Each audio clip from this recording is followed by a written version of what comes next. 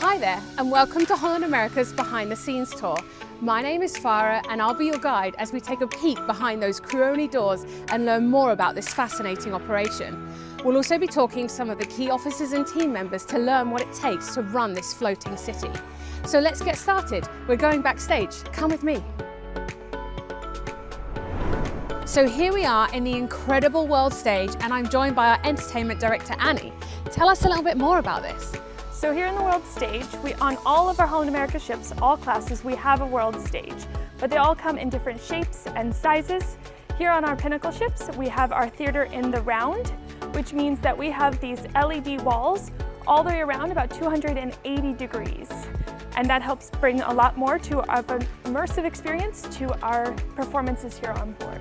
Amazing. And how many LED bulbs are in these walls? Millions. So obviously all of our guests get to see the front of the stage, but what they don't get to see is the backstage. Let's go. Let's go. So this is backstage, and here is where our production stage manager sits. He has his headset on here and calls all the cues, and he calls them with our team and their headsets all around backstage. Incredible. We also store our microphones back here to keep them nice and charged and ready to go. Cool. Ready to see the dressing room? Yes, please. Wow, look at this. So Annie, tell us a bit more about the different shows that we have here at Holland America Line. So here we've got all sorts of different shows depending on where you are in the world is what kind of show you're going to see. We've got two different groups that for our resident shows, and that is our Step 1 Dance Company giving you incredible dance experiences. And here on this ship we have And Company, and that is going to be giving you 3 singers and 6 dancers, kind of a whole experience here on board. Incredible. And there's a lot of costumes in here. Explain to me how this is all organized. Yes, it is very well organized. Right now we have in this section here is one person's costumes for 4 different shows. So they each have their own set of costumes organized per show, and definitely by different styles. Right. So the fun fact for Backstage is that because all of these costumes are so beautiful and intricately decorated, they can't be dry cleaned after every use. And so our team members spritz them down with this vodka water spray. It's literally vodka and water. Who knew? So here we are through the first crew door, and we are on our way to the bridge. Come with me and let's see who's in.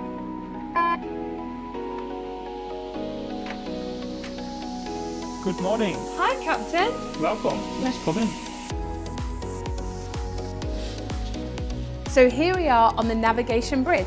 This is Captain Eric. Can you tell us a little bit more about what happens up here, Captain? Yeah, of course. Welcome to the bridge. This is where it all happens. This is where we drive the boat. We safely navigate the ship here from A to B, obviously manned 24/7, and we have all the equipment that we need to safely navigate the ship. Can you tell us a little bit more about the different areas of the bridge? Of course, let's start in the center, and I'll show you some of the areas on the bridge that we use to navigate and to monitor all of the navigational systems. Great. In the center we have the cockpit bridge, which is where we navigate the ship from. The bridge is manned 24 hours a day, and we normally have 2 officers on watch. We call them the navigator and the co-navigator. They are seated right here in this part of the bridge, which is what we call the cockpit. And we have the navigator seat and the co-navigator seat. And this is where all the navigational equipment is, where we monitor the safe navigation of the ship. We have the engine controls, the bow thruster controls, the electronic chart system, the radar systems, everything around the cockpit, so all of the equipment is within easy reach. Then if we continue walking over to the side, we pass the console that contains all of our communication equipment, so we can always keep in communication with all of the land stations, whoever we need to keep in touch with, the ports that we visit, the emergency communication systems. And then if we continue walking, that brings us to the bridge wing, which is the part of the bridge that sticks out of the side of the ship. And this is where we maneuver the ship from when we come in and out of port. Wow, amazing.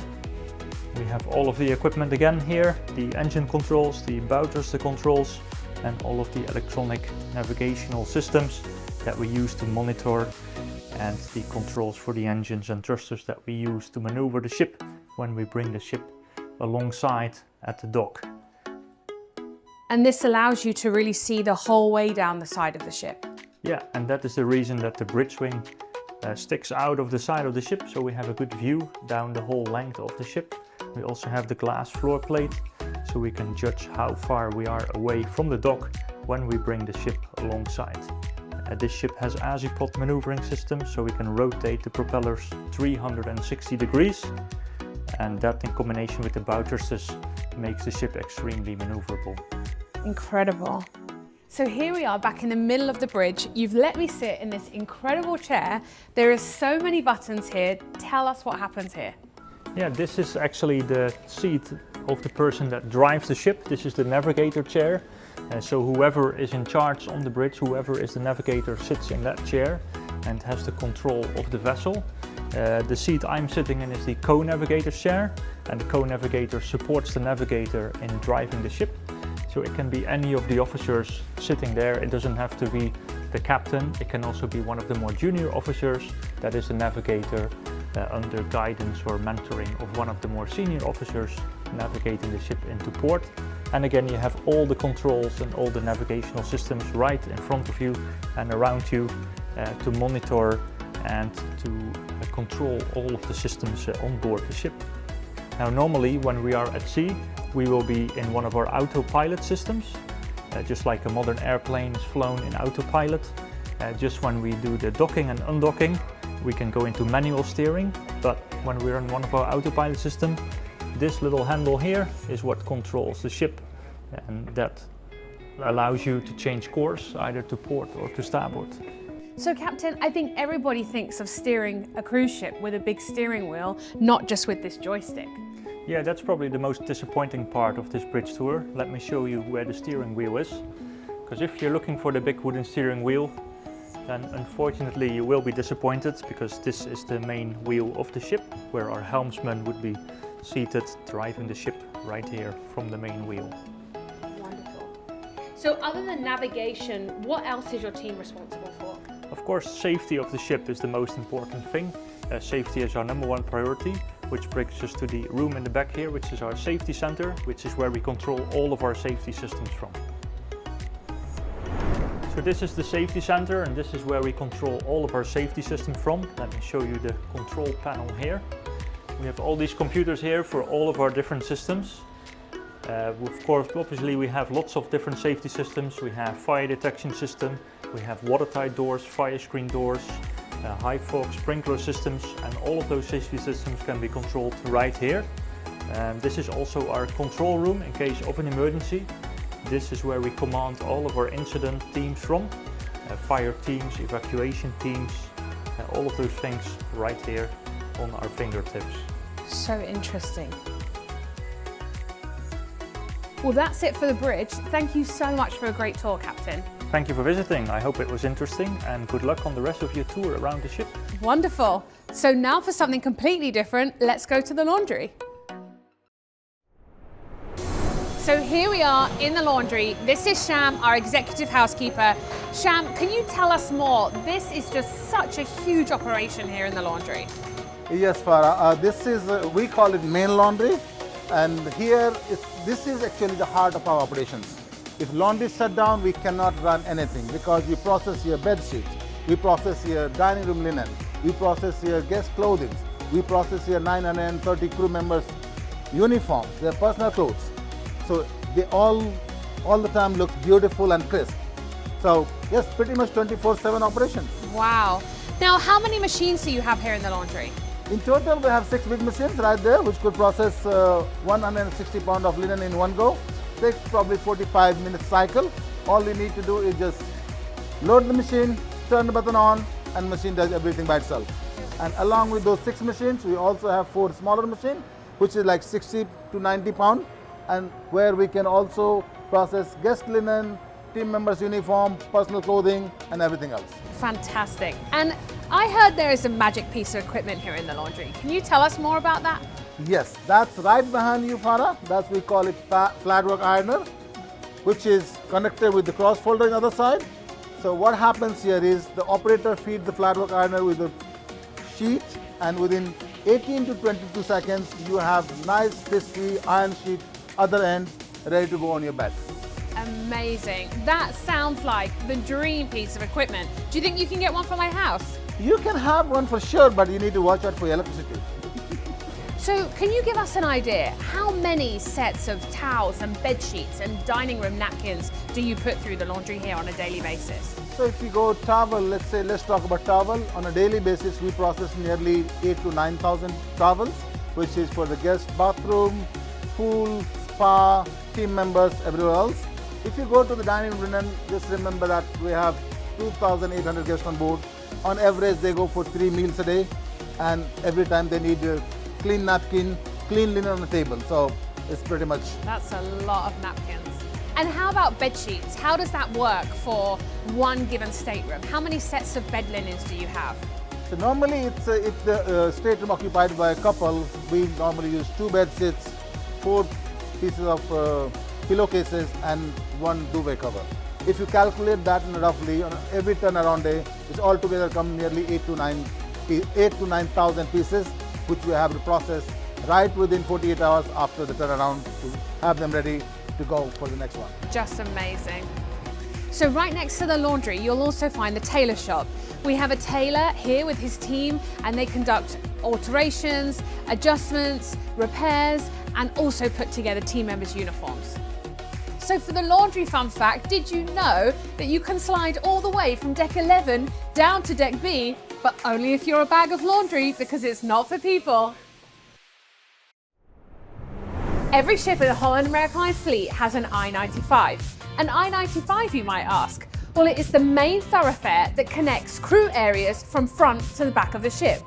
Now, what might be on the I-95? Everything from team member workplaces, accommodations, team member dining facilities. It's essentially everything they need to get around and about the ship out of guest areas. So one of the other things that you might find down here on the I-95 is the crew recreational notice board. This has everything that team members need to know that's happening in the month while they're here.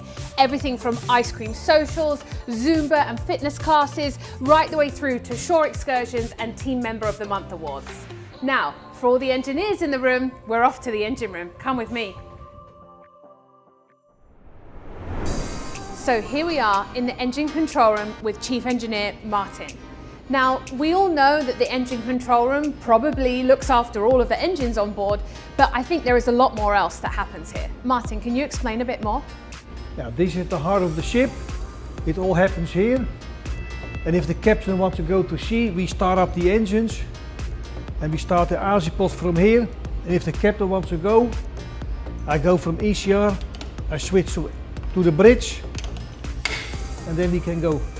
Incredible. Now, you mentioned an Azipod. I think most people are accustomed to kind of a conventional engine or a conventional propeller system. Can you explain a little bit about why an Azipod is so unique?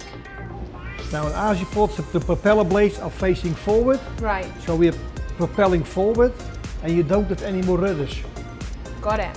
So we're pulling instead of pushing. Yes. Fantastic. And are there other benefits to an Azipod versus a normal propeller blade? Yeah, they can also rotate 360. Wow. So in port we don't need the tugboats to depart or to arrive. Wonderful. And what else do you oversee here in the engine control room? How many team members are on the technical team? Now, altogether it's about 60, but we have watchkeepers, we have electricians, carpenters, plumbers, the whole group. And we oversee the whole ship, you know, the boat thrusters, the stabilizers, the boilers, all kinds of stuff we can see over here. So it's really like a city. You have everything you need to take technical control of everything that happens here on board. Yes. So here we are in the recycling centre, and I'm joined by our environmental officer, Eddie. Eddie, there is a lot of equipment in here. Can you walk us through some of the different machines and what they do? Sure, let's have a look. Here's 4 of the guys who are actually responsible for working down here. There's 7 in total, which covered 24/7. 3 of them are away sleeping right now, and they do a really good job. They work really hard. Fantastic. They operate all this machinery. We've got on the end, we have a plastic shredder. We've got 2 glass shredders right there. This is their favourite point, the sorting table right here. It will come in a bin, They'll throw it on there, manually sort it out into the relevant bins and continue on from there. We have a shredder, which will do paper, cardboard, all that stuff. This goes directly down to the incinerator. Got it. We burn medical waste, cardboard, light plastics, paper, and anything else that we can't deal with, we'll stick it and compact it into plastic bags, and that's what these two here will do. Actually, we have one piece of equipment left, because I missed it at the beginning. It's the one hiding around the corner, and that's the one where we make those nice little blocks of aluminium and tin that you see knocking around from the the place. cans. Yes. Right. Yeah. That's the end of your recycling side of things. Right. At the same time, the guys deal with some of the food waste that comes down. So we have 3 biodigesters. They'll put their food in here, make sure there's nothing in it that shouldn't be, bits of plastic, knives, forks, glasses, bodies, usual bits and pieces. That will deal with that. Wow. If we get stuff come down like small bones, the edges of your pineapple, all the stuff that you wouldn't normally deal with, we'll throw it into here. That will chop it up in loads and tiny, tiny little pieces. And from there, they will put that into here. They'll drop it in the top of this. This does exactly the same as that. It's just another grinder. Right. It goes from there into this right here. The Hungry Giant is a dehydrator. It's like a big oven, and what it does is it just takes all the moisture out of all the food waste, and then we end up with just a very, very small percentage of what we started with. Wow, that's incredible.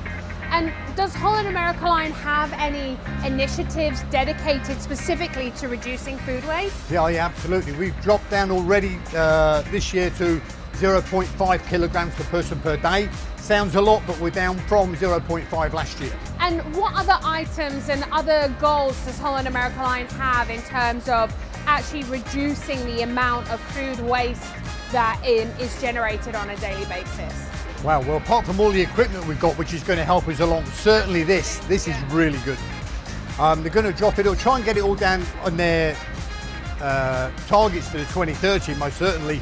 They want to get that down by another 40% by next year. Yeah. It's an interim number, and down by 50% by 2030. And how much involvement do external vendors, suppliers and such, what sort of a role do they play in that? Yeah, it's a case, I think, of the brands getting together with their primary vendors and seeing if we can reduce the packaging that they're actually sending to the ships in the first place. Right.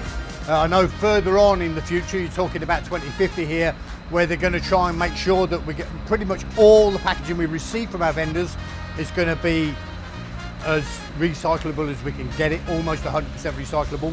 Yeah. So the rest of the waste, we're trying to get to waste to energy facilities the best we can for what we have now. Right. I mean, you're talking a long way away, and these Yeah. things are just going to pop up all over, and obviously we need to use them. Of course.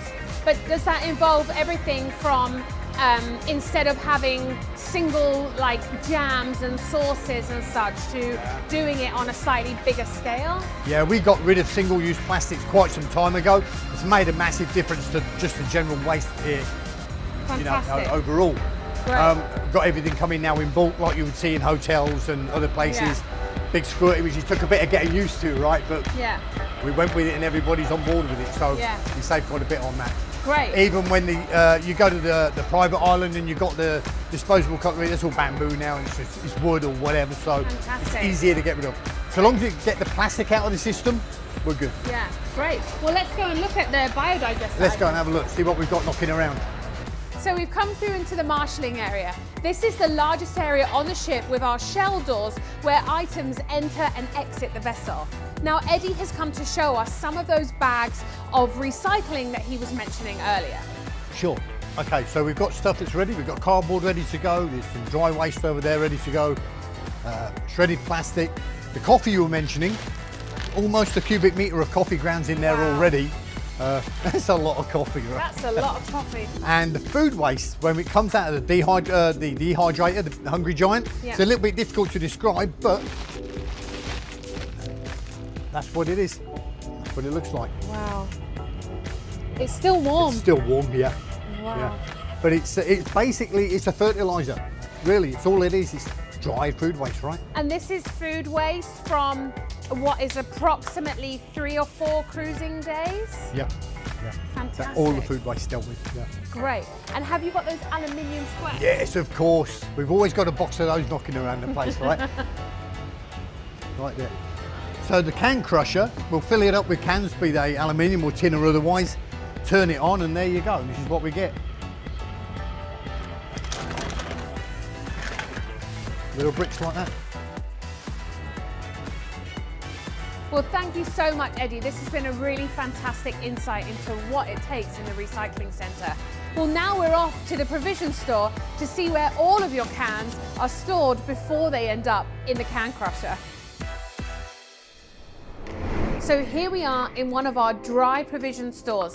This is a beverage storeroom and I'm joined by our provision master, Herman. Herman, how are you? Good, how are you? Yes, great, thank you. It's really busy in here and there is a lot of things. How many pallets have you just loaded from our embarkation day? From the last embarkation day, we loaded more or less 320 pallets altogether. Those included food and non-food items like chemical, linen and stuff.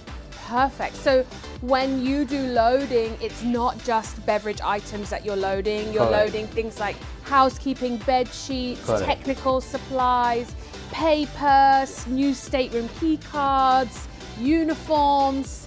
Yes, correct. Wow, that must be a big job. Yes, indeed. Fantastic. Yes. And if I was a head of department like an executive chef or a beverage manager or the executive housekeeper and I wanted to order some, so we're getting ready for the next dinner in the dining room and I needed to order some meat and some fish, how would I do that? We have a system called crunch times and everybody aware of it and they just put the order and then it's executive chef approved and we just pull it out once the requisition is approved. So your team would collate or put the order together and then they would just come and pick it up? Yes, and then once approved we prepare for it and then they come down here and then just collect them. Fantastic. And obviously you do loading on the day of embarkation, but you're also responsible with other department heads for doing forward-looking orders that are coming to the ship, say for 2 or 3 months ahead of time, is that right? Yes, correct. For export, yes, it's a month ahead of time, and then for the airport, 2 months ahead of time. And they put a wish list and we put it in and then I place the order for it. Fantastic. So you need to know what different beverages and food items will be consumed that far ahead of time.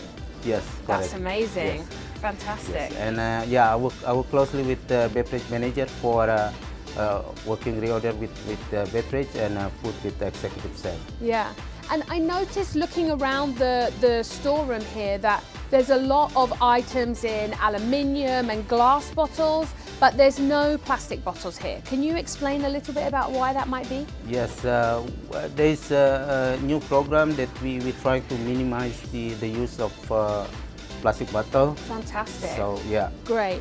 And our team members, I understand that they get a really nice bottle that they can refill water from. Correct. They can refill water in the team dining. That's the whole idea, that we minimize the order of plastic bottles to minimize the plastic waste. Great, thank you so much. Well, obviously a very important man to have here on the ship, being responsible for all of your food and beverage items. Thank you, Herman. Thank you for having me.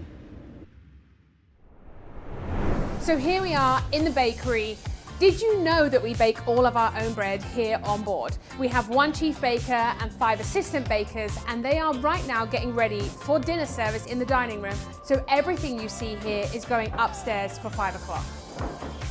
Oh, it smells so good in here. The aroma of all of this delicious bread is making me feel so hungry. Let's head up to the galley.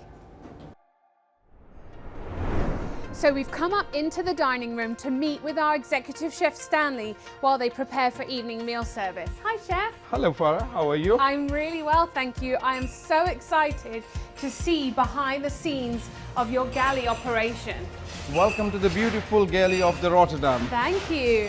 Approximately how many meals a day do your team serve in the various different galleys that we have on board? We serve around 12,000 meals a day. Wow. This includes the Lido, the crew mess, the crew galley. Of course. Yeah. And all the other different restaurants that we have on board. Yes. Great. Here we have the room service galley. This is where we prepare all the breakfast, lunch, dinner. All the meals are served from here. So if I call down from my stateroom, this is where I'll get to? Yes. Wow. On the other side, we have the garden manger where all the cold preparations are prepared. All the salads, all the appetizers. So explain how this process works. The team are plating all of the entrees and the starters, and then they pass it through to the... Yes, once they plate it, they keep it inside the freezers. Then the waiters come, they open the sliding doors, they pick it up as per the orders, they serve it in the dining room. Great. Here we have the hot soup, which is served as an appetizer. Yeah. Then we have the fish. Then we have our main courses, which have been served here, like the beef, the steaks, the chicken. Right. Yes. And moving forward, we have our standards where we have to meet all our standards. We have our rings, the oils, as per the standards we serve in here. Great. Same on the other side, all the main courses like steaks, pasta, lasagna, vegetarian is all served in here. Fantastic. I feel it's getting nice and busy in here as we start to get ready for dinner service tonight. Yes, and here is our special order station where we prepare all the lobsters, the morimoto, and they are quite busy, I guess, at the moment, preparing for their dinner. Wonderful. Yeah. The next one we have is the pastry, the sweet. Ooh. Everybody loves it. Everybody's favorite. Yes. They are busy preparing for the dinner as well as for the Lido service as well. So some of the items will be prepared here and then sent up to the Lido? Yes. Fantastic. Lido as well has their own galley. The next what we have is the Seldemer cold section and the Pinnacle. She's getting ready for the dinner. Hi. Here we have the Pinnacle galley and the Seldemer. Great. It's all set for the dinner. Well, I think, Chef, if I'm not mistaken, it's about time for food service, isn't Exactly, it? Great. exactly. Well, let's go off to the tasting. All right, let's Thank go. you.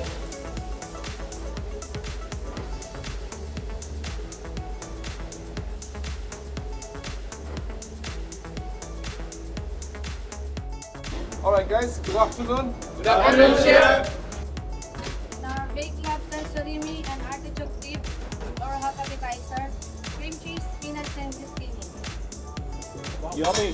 Wow. Yummy. Delicious. I know what I'm ordering for dinner.